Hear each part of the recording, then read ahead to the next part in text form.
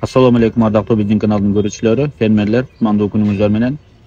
Бүгүн биз сиздерге Баткен облусунун Кызылкая шаарынан сатыла турган эки тиш токту жана кочкорду көрсөтүп беребиз. Маалыматтарды бир четтен бере берели. Көрүп туруңуздар, өзүңүздөр да көрүп турасыздар кандай токту, кандай кочкор экенин. Экөө бир кочкордун балдары.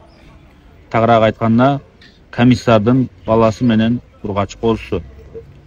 Шарпейдин неберелери болуп калат. Линиясы Шарпей туугандар.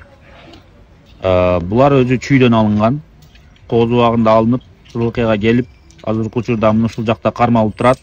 Бүгүнкү күндө Кызылкая шаарында сатыкка койду. Эки тиш кочкор, кочкордун кулак баштарын көрдүңүздөр, параметрлерин. Боюнда көрүп турасыздар. Сиздер бою, кулагынын узундугу боюнча ээсине чалып турап байланыша бересиздер. Негизи кулактары кыска эмес экени көрүндү дароо. Жүндөрүн кыркып койсо бир жакшы эле токту менен кочкор болуп калса керек. Азыр мына ушул экөөсү тез арада сатылат. Кочкордун баасын $2000 сурап атат туугандар.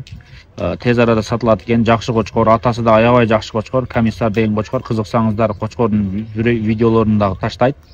Могу токту дагы көрдүңүздөр, стойкалары жакшы, бойлору бийик, кулактары жакшы.